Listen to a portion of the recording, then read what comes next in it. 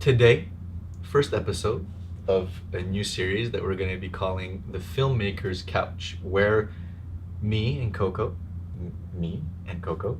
will give you some advice, some tips related to filmmaking on this couch, and we're going to try and keep it under 5 minutes? Try it? 5 to 10 minutes. Yeah, max. Quick.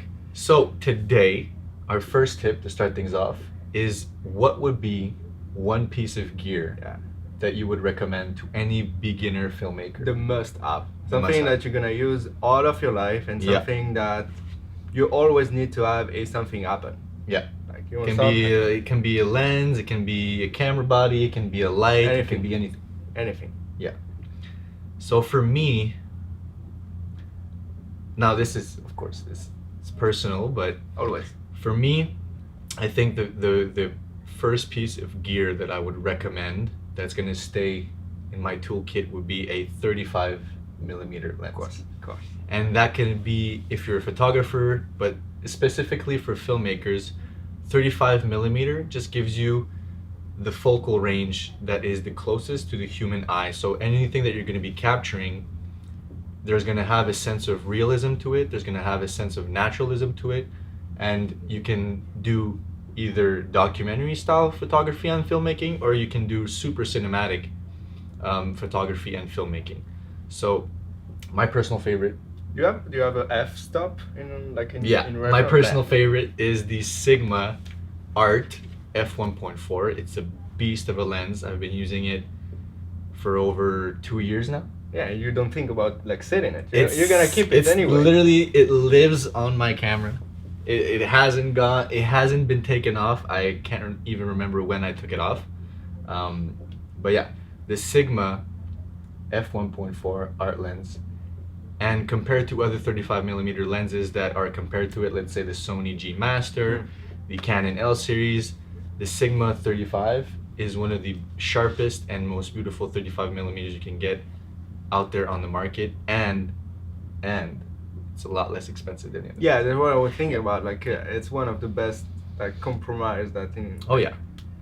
Yeah, definitely. Yeah. I think it's like one of the most used, and you're gonna It's buy just it a and great you're gonna weapon. keep it. Yeah, it's just a great piece of gear to have, and you're like, as a 35 millimeter user for now, like for a while, it's literally, and I watch so many movies and so many series, and I can see that 35 millimeter is just a focal length. You can catch the look about it. Like the 35 is just, it's in every movie. It's always there. They're always gonna be using that focal range. So for me, if I could give one gear, if I could start off with one piece of gear, that would be it. The 35. Yeah.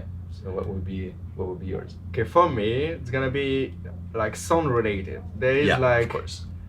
Like you need a shotgun. Mm-hmm. You need to start with a shotgun. Like this is your base sound, and you need to have something to have the sound. Like I start with the VideoMicPro from Rode, I think, and I bought it like 2 years ago. I still have it. Still works. Nothing. Like, there's something cool about lenses and mic. It's like you can buy an old one. Still gonna be working. Yeah, it's still gonna be working, and there's not that much of improvement in terms of the sound quality. Mostly, what they improve is the on-off button or something about the usability of it. The usability about it. Yeah. But the quality not gonna change. So I have this one from. I bought it 2 years ago. Such a popular mic too. Yeah, such a popular one, and you can put it directly on your camera. You have the shock mount directly on it. Yeah. So you put it. It's a jack. Put it directly on the camera, and you're good to go. Yeah. Like it's something. So it's super portable too. Yeah. This literally what we're using. Yeah, it's right now we're using videos. that. Like you're using for interview, for like. Yeah. If you need like a sound test, you need sound anywhere you're gonna shoot in case you need the sound that you're gonna use it. Yeah. If you don't have wireless, or if you have something that goes wrong with the wireless one, you don't have battery, the shotgun gonna work anyway.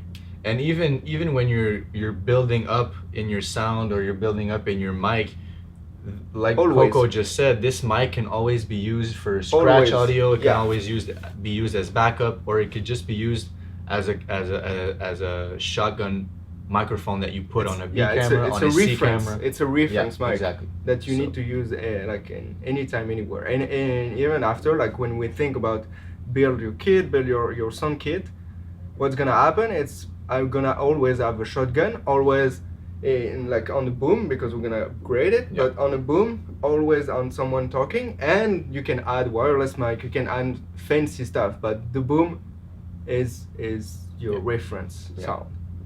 Yeah. That's Great. So it. 35 millimeter Sigma lens and a Rode video mic. Yeah, and you're Pro. good to go. Yeah. Yeah, the Pro, right? The Pro, Yeah, the Pro. Honestly, yeah. Yeah, and now they've come out with the Pro Plus. They've come out with the NTG, which are different models. Yeah. But I think that Yeah, Like for the- good, yeah. like for good to go. Yeah. Quick. just Quick straight on setup. the camera. Yeah, straight on the camera. Like if you just want to start learning sound, also it's a great mic Yeah, to start it's off with. fantastic Just sound. so We're good. episode one, Episode 1. Filmmaker's Couch. I think we kept it under 5. I think. Or- I hope. We'll see. All right. But So we'll see you guys in the next one. Peace.